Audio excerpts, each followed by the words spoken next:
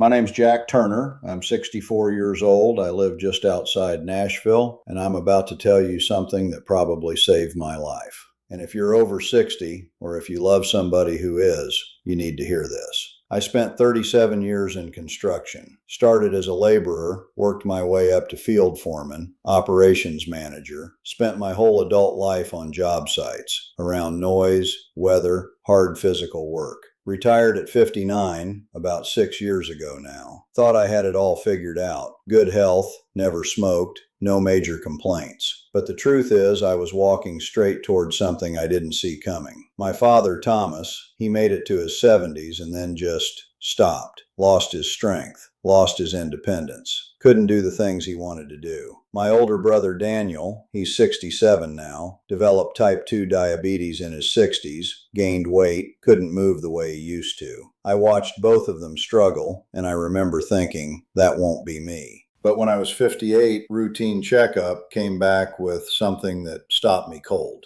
Borderline hypertension. Early insulin resistance. The doctor said, Jack, you need to change something now, or you're going to end up exactly where your brother is. That was the wake-up call. A year later, at 59, I committed to something. Walking every morning, eating more protein, actually paying attention to what I put in my body. But what I found was, it wasn't just about exercise or eating better. There were things happening first thing in the morning. Habits I'd done for decades without thinking that were actually working against me. Things that could have triggered a stroke. Now, I'm not a doctor. I want to be clear about that. But I've done the research. I've talked to people who study this stuff. And I've learned something that nobody talks about enough. Strokes don't come out of nowhere. The warning signs are there. The causes are there. And most of the time, it all starts the same place. The first hour after you wake up. I want to walk you through 5 morning habits that I learned the hard way can triple your stroke risk after 60. Some of them are going to sound familiar. Some are going to surprise you. But here's the thing. When you know what to look for, when you understand what's actually happening in your body at dawn, everything changes. Let me start with the first one. The first habit is something almost nobody thinks about, but it's one of the biggest. Skipping water. Most of us wake up and we go straight for coffee. Check your phone, brush your teeth, maybe look out the window, and then pour that first cup without ever drinking a single glass of water. I did that for years. But here's what's actually happening in your body overnight. You're not drinking anything for 6-8 hours. Your blood gets thicker, more viscous. It doesn't flow as smoothly. That thickened blood moves slower. It clots easier. And it puts stress on your heart and your brain. Real stress. A study from the European Journal of Neurology found that low morning hydration was a contributing factor in 48% of first-time strokes. Nearly half. Not genetics, not diet, just dehydration. When I learned that, I changed immediately. Room temperature water, 1 full glass, the second I get out of bed. Before the coffee, before anything else. It sounds simple, but it's not about being thirsty. It's about getting your blood moving again after 8 hours of sitting still. The second habit is something I never connected to stroke risk until I started reading about this. It's staying too long in bed before you actually move. You know what I'm talking about. Wake up, scroll your phone for 20-30 minutes, sit in bed, check emails, just stay still. After 60, your blood vessels aren't as elastic as they used to be. They don't bounce back like they did when you were younger. So when you wake up and then just sit motionless for a while, blood pools down in your legs. It doesn't return to your heart as easily. Your brain doesn't get the blood flow it needs. And if you've got plaque building up somewhere, or if you're at risk for clots, that pooling can be the thing that triggers it. I've read about people who had strokes in the bathroom just minutes after getting out of bed, going from lying down to straining without letting their circulation adjust. That's how quickly it can happen. What I do now is different. I still wake up slow, but I don't stay still. While I'm lying in bed, I do ankle rolls, flex my toes. Then when I sit up, shoulder circles, neck rolls. I stand up gradually. Just 2 minutes of that gets blood moving upward safely, the way your body's designed to handle it. It feels natural. It's not forced, but it primes the system. The third habit is skipping breakfast, and I mean skipping it entirely. For years, I'd wake up, have coffee, take my medications, and not eat anything for hours. I thought I was being disciplined. I thought I was doing something healthy. But after 60, that's actually risky, especially for your brain. Your brain runs on glucose. It doesn't store much. And after 60, your body becomes more vulnerable to low blood sugar. Your hormones don't regulate the way they used to. So if you're already dehydrated, and we just talked about how you usually are, and then you don't eat, you're setting yourself up for dizziness, mental fog, or worse. And if you're on blood pressure medication or diabetes medication, you're taking those pills on an empty stomach. That combination, the truth is one of the most dangerous things seniors do. I know a lot of men especially who see breakfast as optional, but I learned it's not about appetite. It's about keeping your blood sugar stable so your brain stays stable. Doesn't have to be much. Half a boiled egg, a spoon of yogurt, a few walnuts soaked overnight. Just enough to tell your brain that you're supporting it, not abandoning it. My wife Karen, she used to nag me about eating something in the morning. I finally listened to her and realized she was right.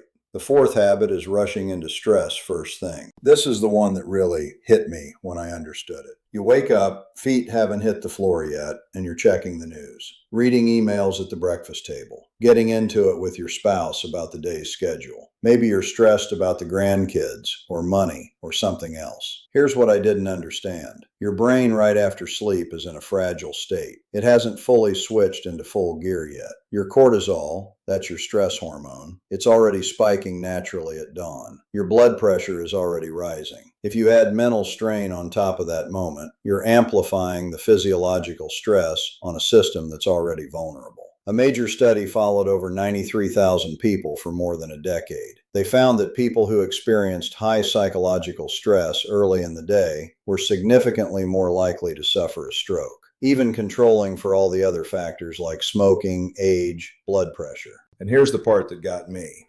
The risk was highest in people over 60, and highest of all within the first 3 hours of waking. So when you reach for your phone first thing, or you dive into the day without creating any space, you're stacking pressure on top of pressure in a body that's already on edge. I changed that. First thing, before I do anything else, I give myself 10 quiet minutes, a slow stretch, a walk around the property, sometimes just sitting with tea and being still, not doing anything, not thinking about anything in particular. Just letting my brain stabilize before I load it with information and stress. That's not luxury. That's neurological hygiene. That's taking care of the organ that keeps you alive. But there's one more, and this is the one that matters most. The fifth habit is physical stillness. Not peace, not rest. I'm talking about just sitting there, motionless, for the first hour or two after you wake up. Most of us do this without thinking. Wake up, pour coffee, maybe read the paper, sit on the couch. Feels normal, feels relaxed, feels like you're easing into the day. But you're not. You're creating a vascular bottleneck. After 60, your blood is more prone to clotting anyway. Your veins don't push blood upward as easily as they used to. Without movement, your vascular system slows down. Your legs become pooling zones. That's where clots begin. I've read about post-surgical patients in hospitals. They stay sedentary and their stroke risk goes way up. Deep vein thrombosis, blood clots. But what most people don't realize is that same risk applies to healthy seniors just sitting in their house. You might not be in a hospital bed, but if you're seated for long stretches right after waking, your body can't tell the difference. A study published in Circulation tracked over 8,000 adults over 60. The ones who spent more than 9 hours a day sedentary had double the stroke risk. Double. Even if they exercised later in the day. Why? Because it's not just how much you move, it's when you move. That first hour after waking, that's the window. If you move early, you activate circulation. You tell your body the day has begun. Blood flows the way it's supposed to. But if you stay still, your body assumes it's still resting. And that stagnation, even though it feels harmless, becomes one of the strongest predictors of stroke later. So I fixed that too. No treadmill, no sweating, no gyms. Just 5 to 10 minutes of light movement. March in place. Shoulder rolls. Stretch your arms overhead. Walk to the mailbox. I do this every single morning now. Tell my blood it's time to flow. Because when blood flows, the brain thrives. And when the brain thrives, everything else follows. Here's what I want you to understand. Strokes feel sudden. They feel like they come out of nowhere, but they don't. The warning signs build quietly. They start in the smallest, most ordinary parts of your day. How you move, what you skip, how you start your morning. When I was 58, I thought I was fine. I thought I was healthy, but I was walking straight into my father's fate, my brother's fate, and I didn't even know it. But once I understood what was happening in that first hour after waking, once I understood what my body needed, everything changed. I'm not a doctor. I can't prescribe anything, but I can tell you what I did, and it works. Water first, no sitting still. Eat something with protein. Give your brain a quiet moment, and move, even if it's just light movement. That's it. That's the whole thing. My grandkids are 5, 3, and 2 years old. Noah and Ella and little Leah. I want to be around for them.